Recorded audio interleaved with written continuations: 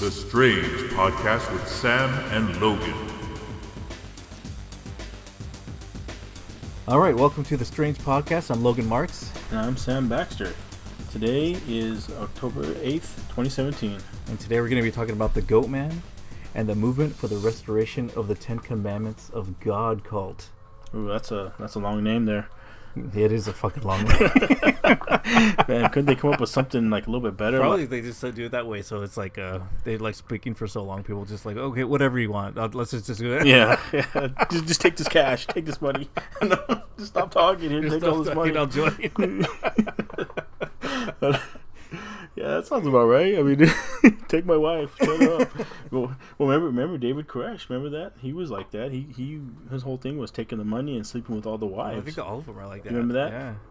The only one I don't think that was that way was like the Heaven's Gate guy. Yeah, they were more like getting on the on the comet to get to heaven or something. Yeah. Yeah, but I think there was only like 9 of them or something. It was a small handful, wasn't it? I don't remember. I have to look that up. Yeah, it was something kind of small. It was smaller. Let's put it that way. I'm pretty sure what you're going to talk about is a lot more members. Yeah, and it gets. I'm pretty sure it gets pretty wacky and scary. It's not as well known, but I mean, it's pretty creepy. Well, it sounds interesting. I can't wait to hear it. I mean, I bet it's going to be really good, and it's going to be probably just as fucked up as all the others. So what do you got? You're doing a Goat Man, right? The Goat Man stories. Go on. Sure. Well, the Goat Man, he's just allegedly some creature that's out, usually in the forest, and he's known to be wielding an axe or not. The stories that I have where he's not wielding an axe, but he's just as scary. I'll tell you what, if anybody looks like a goat and he's wielding an axe, I'm fucking scared. But even if he doesn't have an axe and he looks like a goat, I'm still fucking scared. That's all I gotta say. So is he like a man with a goat face, or is he like a goat with a man face? Well, a lot of the people, the accounts that I've heard about and read about was that basically he's got legs with hooves, but they're like reversed. They look like they're like an animal's. He stands on 2 feet, really hairy, stinks usually like urine and soil. And his body's usually his chest is not as hairy, just mainly just like some hair on it, but his arms are totally covered in hair where you cannot see them at all. Like I don't know. That sounds like my neighbor. And I haven't seen your neighbor, man. If he's a goat man, fucking get the guns out. You better watch out. Yeah, because that guy, man, he might be coming for you, or maybe some of your barbecue, but I don't know. Oh, hey, man, I've eaten goat. Maybe we can have him for me. I know. But no, this alleged creature, this is supposed to like terrorize people, like people who live out in the forest, or people who are just traveling through the forest on a hike or anything like that. So the first story I have is a boy who was, at the time, he started out 11-year-old. His family, they moved out to the country, came on some hardship, but the family had to move out there. So he was the only child, and one of his jobs he had to do was take out the trash. Well, this kid, like a lot of us, we procrastinate, we do everything at the last minute. Yeah, Mom, I'll do it later. So he waits till nighttime. He's got a bunch of trash to take out, and he has to take it out. So it's about 9 o'clock, 10 o'clock at night. It's already pitch dark. And he starts making his way outside with the trash, but he feels a little weird, he says. It's a bit odd. Feels like he's being watched. But he's like, well, I gotta take out the trash anyway. It's my fault. I fucked up. I gotta go do this. So he jumps off the porch, starts running. It's about 20 yards away to the trash cans. So he's starting to run over there. As he's running, he feels like he hears some steps as well in line with his. And he kind of stops like 10 yards away from the trash, like, did I hear something? So he's just like, okay, it's nothing. So as he starts going again, he starts running again. He's about 5 yards away, and he notices that the steps this time are out of sync with his own. So then he's like, I think there's something around, right? But doesn't know what it is. So he's like, fuck it, I'm going to get out of here. About the last 3 yards, he just throws the trash. He chucks it in. Luckily, he makes it. He can go around the trash can and make his way around the house to go that way. There's another way to get back inside. But he decides, I'm just going to go back the way I just came. Well, foolishly, he decides to do that, and he says as soon as he turns around, there's this creature that's about 8 feet tall, standing right in front of him, that's reaching out for him, and it pulls back. Oh, crap. it was like about to grab him when he turned around, and it kind of like he shocked it, and it pulled back. So he scared the goat man. Like the goat man wasn't expecting him to turn around, and it was about to grab him. And he said when he did, it just looked at him. He saw that this one was white haired, fully hair all over his body, big legs, big torso, and had horns on the top of its head, and it was just staring at him, and he was just freaked out like a motherfucker. So he kind of looks like when people depict the devil with the goat. Almost, yes, like yes. that. Huh? Yeah, it was, Okay. and he was freaked out, and he was standing on two legs, which was the worst part. And he said he just about died right there. And all of a sudden, for some reason, it just ran off into the forest. And he said he ran back in, freaked out. So he couldn't believe it, and it just scared him. So for like weeks, that's all he could think about. So terrorized him. So where was this at? Where, like, what part of the country was this in? This one was, I believe, in Maryland. Okay. So as time went on, about a month or two later, his parents decided to go out for a date night. And they tell he's an 8-year-old boy or 11-year-old boy, and they tell him, stay out of our room, just chill out. And he's like, yeah, he was happy to do it. Stay home, play on my Game Boy, just relax. So later on, he's playing on his Game Boy. He falls asleep. Well, he wakes up. He hears like a crash, and he says, I've had dreams where, a crash has woken me up in my dream, and I find out it's just a dream. And he's thinking, all right, it's probably nothing. The way the house was set up was he was at the end of the hallway in the living room. There was the hallway. His room was the first room in the hallway, and then further towards the hallway, there was another door. So it was like a doorway in the hallway. They could open and shut. Okay. And past that door was his parents' bedroom and another room. So as he heard a loud crash, and he thought, it must be nothing. It must have been me sleeping. So as he's about to fall asleep again, he hears a door from his parents' bedroom opening up. Oh shit! And he's like, "What the fuck?" And then he hears like something come through that door, and it starts running towards the second door, the hallway door. And he's at the last second, he just runs to the kitchen, jumps under the sink. He barely fits in there, leaves the cupboard just a crack open, and something comes walking into the house. And he sees it, and his heart's about to drop. He sees the hooves, and he hears a clomping around the linoleum in his bed in the kitchen. And this fucking kid is just sitting in there, freaked out, and the thing's just standing there, and he's thinking it has to know I'm under the sink, and it's standing there, and he's just freaking out. And then it starts walking around the kitchen, walking to the living room, and he can hear it just sniffing around. And he's like, what the fuck? Like, this is horrible. This is the worst. I mean, I know I would be freaked out as fuck. I know. Just like hiding under there, just watching like these hoofs. Yeah, he's just hiding, and he can hear it walking around, and then he can't see it because it goes out of the angle from the cover that he has open. So that's even just as worse, as he knows it's walking around. It's just standing there quietly, just waiting, and it's doing it for about a good 10 minutes, and finally he hears it walk down into the hallway and go through the door and make its way, like he thinks it's leaving, and he waits there for about a good 3 minutes. He's finally like, I gotta go check and do something. So as he runs to the hallway, as soon as he gets to the door to shut it, in the darkness he sees it coming running at him. And he shuts the door at the last second, and he throws the kitchen chair in front of it to stop it. Well, the goat man hits it as hard as he can, and it makes the chair like push out a little bit, but finally the friction catches, and he can't get through it any further. And he knows it's on the back side of the door, but he can't see it because it's too dark and it's only cracked open halfway. Yeah. And as he's there, he's just freaked out, just standing back. And all of a sudden, he like hears his mother's voice saying his name, Daniel, open up the door. And and he's just freaking out, like that's Mom's voice, and it's Daniel, open the door, come here, open the door. And then it starts getting louder, open it now. And it's getting mad at him, and he's just freaking out, and he's just standing there, and all of a sudden he hears the voice of his parents from behind him. Daniel, open the door. we got a lot of extra food here. We got, help us open the door, let us in.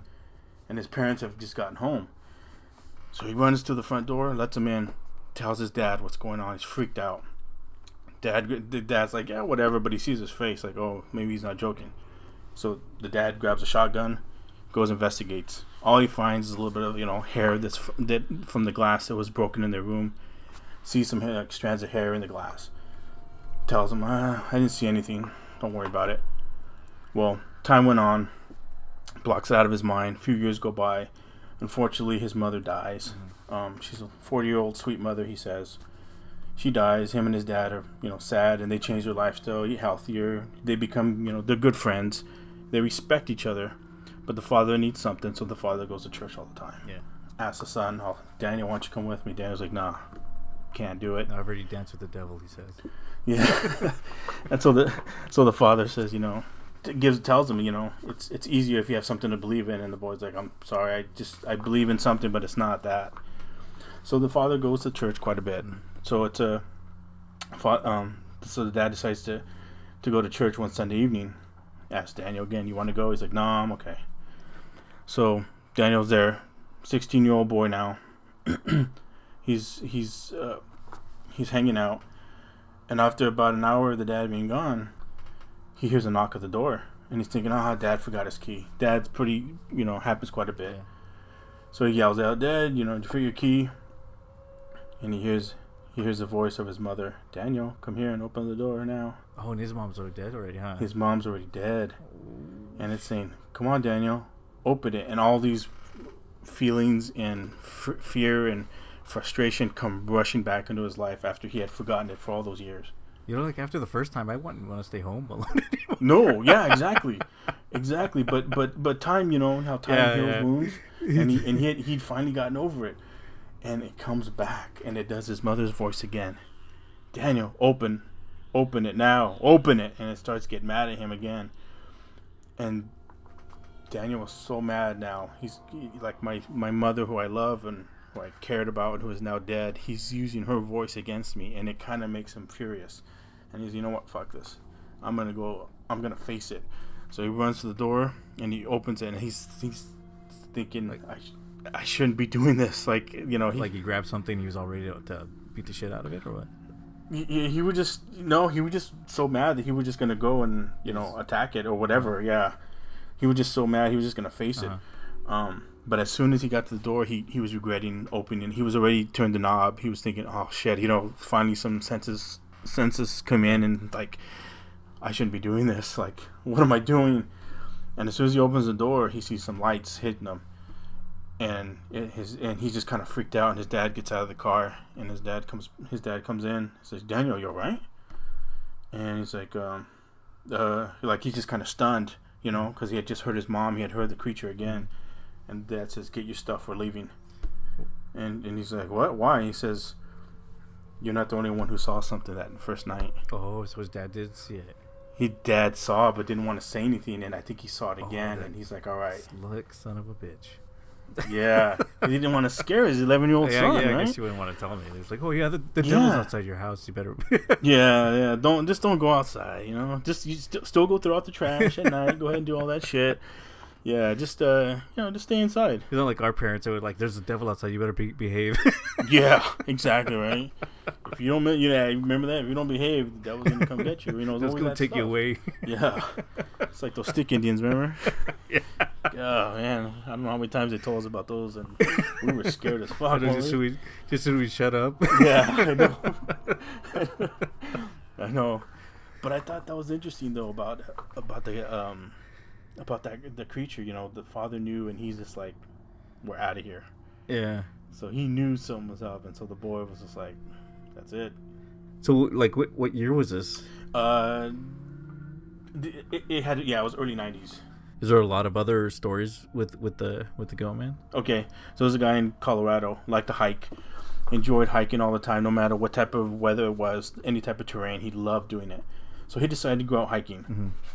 And it started snowing, started dumping snow. He's like, you know what, this is too dangerous, too treacherous. I'm not dealing with this. Okay. So he turned around, and as he turned around and started making his way back, there was like a 5 foot tall figure. This wasn't very tall, so it makes me think as I was hearing this that maybe it's only like a younger version of it. A 5 foot tall figure that was like dark, messy fur, smelled like piss, and it looked like a mountain goat standing on 2 feet. And it was standing in front of him on the path, and he was like, "What the fuck?" And the creature just like grunted and huffed, and then all of a sudden, at lightning speed, it ran right at him and cracked him right in the stomach. Holy crap! With its horns. Yeah, it hit him right in the stomach. He was so frozen, it just hit him right in the stomach, and it sent him flying. And then he thought it was just gonna just finish him off, just kill him, do whatever. And he says it just turned around and walked away. It's like I'm done. Yeah. Like almost territorial or something, but it didn't kill him. He thought it was gonna kill him, and it just on 2 feet, bipedal, just walked away, and he just fucking fled. And he's like, it's fucked with me ever since. Was this in Maryland too? No, this was in Colorado. Oh, in Colorado. Yeah, this is a story. Maybe it was just an actual mountain goat. It was just like ready to ram him when he saw it on 2 feet. Because when they do feet? ram, I mean they get up. They get. No. This was standing there. This was originally standing there on 2 feet, just staring at him, and it ran at him on 2 feet. And when it hit him, it put its head down and hit him, and it walked away on 2 feet. This was not a mountain goat. Yeah, it same thing. He was standing on 2 feet, hooves. The legs were like backwards, and no hair on the stomach. I mean, some hair, but not a lot. But it was, like I said, it was full hair on the arms, and the face had a little bit of hair, and it's got the horns, and it's just like fucking bad, man. This is why I don't hike. This is why I don't hike. There's a lot of things out there that'll fuck with you, and you cannot. Yeah, you don't know what's out there. It could just be people out there. It could just be a guy in a mask, and he could be fucking with you. There's no reason to mess with that. You're in those people's terrain. I mean, unless you're out there packing and you don't need to sleep, you're a robot. Fuck it. I'm not going out there. I'm not messing with no. I'm not going out there, man. It's not for me. Not for my people. Well, maybe you should spend more time in church then. That's what you should do. I have a church for negative. Oh, all right. Well, so what kind of churches do you have? What kind of places can you turn me on to that you think would be fantastic? Well, it's kind of a cult, so I don't know how interested you'll be in joining a cult, sorry. but I think they have better food on the Sundays after church. But I got you. So what do you got? So what kind of cults do you I looked up a couple cults, and this one was just kind of too scary for me. Scary. And they're called the Movement for the Restoration of the Ten Commandments of God. What this is there's a woman. That's a mouthful. I know. There's a woman called Credona or Rarinda. She was basically a shopkeeper and a prostitute. A shopkeeper and a prostitute? Yeah, so she was, she had a lot of things going on. Damn. And an entrepreneur in all senses. An entrepreneur, yeah. All right, I like her. And and so she met up with a guy named Joseph Kibutara. Okay. And he was an ex priest. Ex priest. Because in Uganda, in Uganda there's a Roman Catholic church there that's really big, and so there's a lot of clergymen there. Credona, she came one day, and she met up with Joseph, and she in 1989, and she went there with a couple of her friends, and she went and talked to him, and she said, I had a vision of the Virgin Mary, and she told me to come talk to you, and told me that you would take care of us. So which is to Joseph was really weird, because he just a few years earlier had a vision himself of the Virgin Mary. A vision? Like he sure didn't see a picture? What do you mean a vision? Was he asleep? Was it a dream? Was it a waking dream? I didn't say exactly what it was. Like I guess it's like one of those when people just see the Virgin Mary come to him and speak to him and tell him stuff. Okay. So he basically, I don't know what he told her, but he just claimed that he had saw the Virgin Mary as well. And so when Credona came to him, he was pretty easily persuaded, because he was like, hey, I had this dream too. I saw the Virgin Mary. And basically, he kind of connected the two, and ever since then, he welcomed her into their home, and the thing is, he was married to a woman already, and basically he had her come and move in with them. He had the prostitute move in. Yeah, move in with them. Okay. Which is always a good way to strengthen your marriage. Yeah, I figure that'd be a good way for my woman to just fall in love with me even more and bring another woman in. That always helps the marriage, I think. Oh God, this guy. This is a pure pure good religion right now. I can see it being successful. But go ahead. What happens next? So Cardona basically, starts getting into his ear, starts brainwashing him. Okay. Tell him that he needs to leave his wife. So he was like, oh, I saw the Virgin Mary. This woman's talking pretty good. It has pretty good ideas. So he decides, I'm gonna leave my wife, and they're gonna go and start religion. They start a church. So he thinks he's doing the right thing. So sorry, just to cut in. I just thinking, for my girlfriend, if I told her, you know what, Virgin Mary told me I need to fuck your friend, so just be cool with it. I don't know how that would work, but I mean, this guy got it to work, so this guy must be smarter, more persuasive than I am. So kudos to Joseph, I guess. Well, yeah, I guess. I mean, you have to be a cult leader. Oh yeah. Damn. Okay, sorry. Go ahead. So what happens? Okay, with Joseph so and Credona? So by the late 1990s, right, the church started to grow and started to thrive. They got up to about 4,000 followers, which is pretty good size, for a cult. For a cult, yeah, sure. Yeah. It was set in a pineapple and banana plantation. Okay. Members would join. It was like a communal area. So they come in and you'd give them your stuff, and you'd give them, like, if you had cattle or if you had money, property, you'd give it. They would all join together, and they would just work all the property that they gave to the religion. Okay. And the weird thing is, like, the authorities in the area, they really loved the church at the beginning. It. Yeah, Why? because good kickbacks. yeah, good prostitution. No, good prostitution. Free. You got all kinds of free prostitution. Yeah. So the authorities liked them because they were putting in schools, they were putting in churches. They would, they had new farm stores. Oh. And they were donating okay. some of the money that they get to right. the authorities too. So they're like, well, So it was a win-win. Yeah, so everybody's winning. The community was doing well because and at the beginning, I think they were actually trying to do good. Okay. So fair enough. Seeing all this stuff happening, people were like, oh, let's go join. Let's go get into the movement, right? Sure. Some of the things that they believed, they had to follow the teachings of the Ten Commandments. Okay. But they were like so strict. They were like really strict with them, so strict to the point where they even banned talking. Talking? Yeah, because they're afraid of breaking the ninth commandment, which is thou shalt not bear false witness against thy neighbor. I don't understand how talking fits that commandment. So basically, they thought like if they could just learn sign language, and that way you're not actually talking about your neighbor or bearing false witness against them because you're doing sign. So that was just like that's how scared they were to talk, because they were so afraid to break the commandment. Okay. So so a lot of people, when they dealt with them, they would come and these people would just sign at them, and they're like, oh, okay, I don't know what you're talking about, but we'll make deals, whatever. Sure. And a lot of things they did was fasting. So a lot of them only ate like a few small meals during Fridays and Saturdays, and they would fast for the rest of the week. Damn. Yeah, and and then weight loss clinic too. And then like most standard cults, there's no sex allowed, unless like you're the priest. Yeah, except for like usually like the leaders. Yeah. And then like I said, the money and property had to be handing it over to the leaders. And for some reason, I don't know why they did this, but they thought the soap was forbidden. Like soap? Yeah. Cleanliness? So they couldn't use soap for some reason. Cleanliness is forbidden, huh? Yeah, so I thought that was kind of weird, but that was like one of the things that they had listed on there. Okay. This was going on. It was late 90s, so it was getting close to the year 2000. They started throwing out predictions, and they started, like, the apocalypse was going to come. Sure. January 1st, 2000, basically the Y2K. Okay. Now, fair enough. They joined everybody else, right? Yeah. Everything else said that. So far, they're pretty normal. Like, everybody was afraid of the year 2000. Yep. So, they were getting all hyped up for it to happen. They got all situated for it, telling everybody was getting ready for the world to end. January 1st comes, goes through, nothing happens. The prediction was a fail. Yep.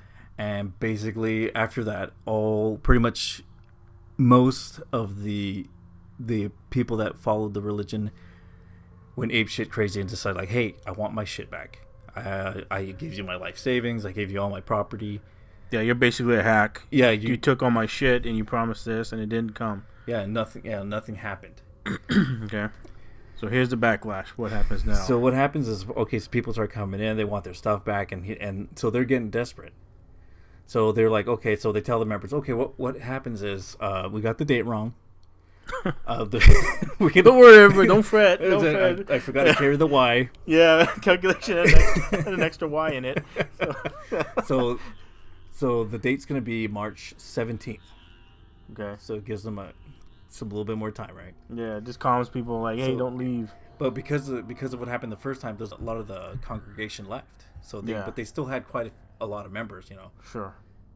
The true believers. Like true believers, yeah. So they're waiting for March 17th. They're doing their things, and March 17th is coming, and so they're getting ready. They're getting party ready. They're buying a bunch of soft drinks, and they're having a big bash at their church that they have in Konangu. And they're decided that we're gonna have a big bash there for the 17th.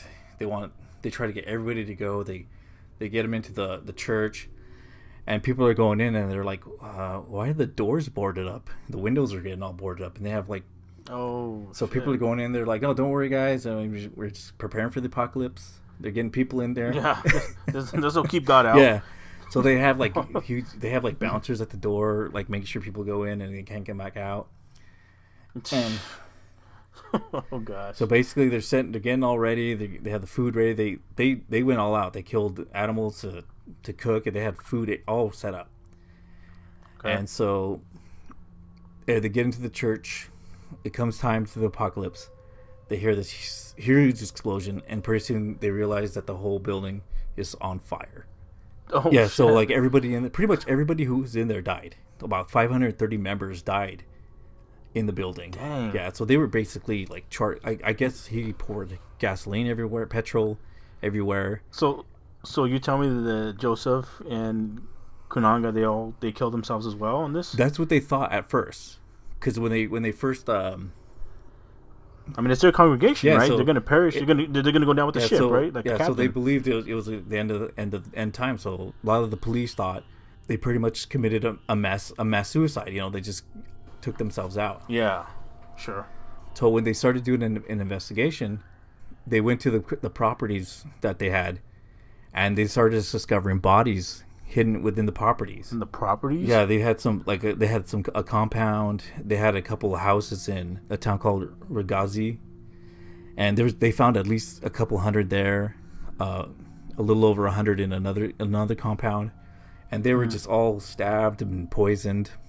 Holy shit! And pretty much, so they were whacking their members. They realized that the cult leaders were killing these people off because they were asking for their stuff back. Oh man!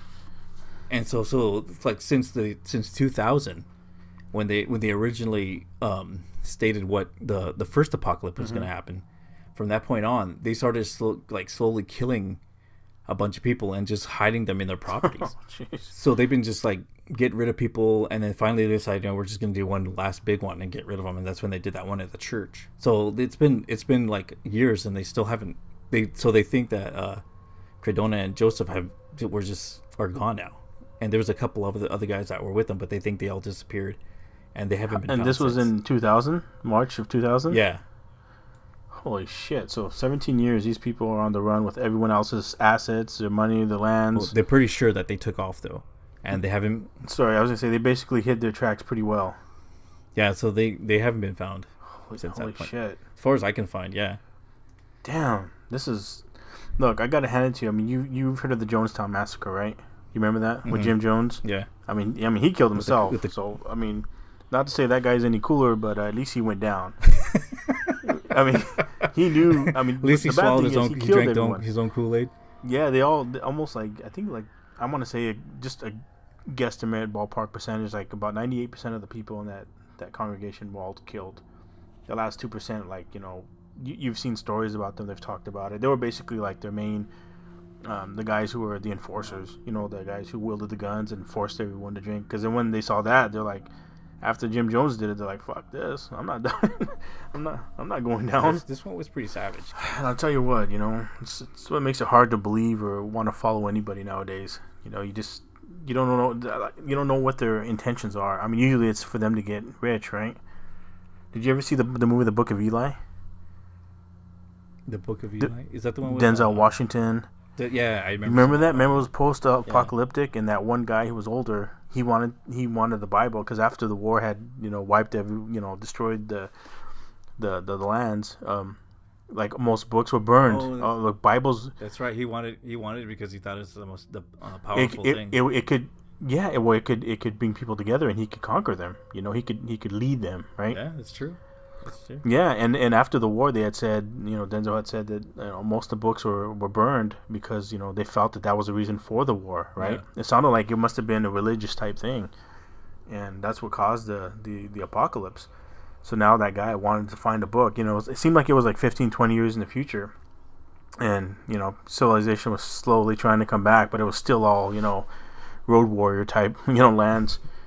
But yeah, it was basically the same thing. The guy wanted the book so he could control people, right? It was a means of controlling the people. Mm-hmm. Yeah, and that's basically what this is. It's except he's doing it in now times. I mean, lots of people have done it. It just doesn't. It makes it hard for anybody to want to believe anything or believe anyone because, first of all, they can't provide any proof. Second of all, you just have to go on my word because it's faith. And who are you to question? And so a lot of people will not question that.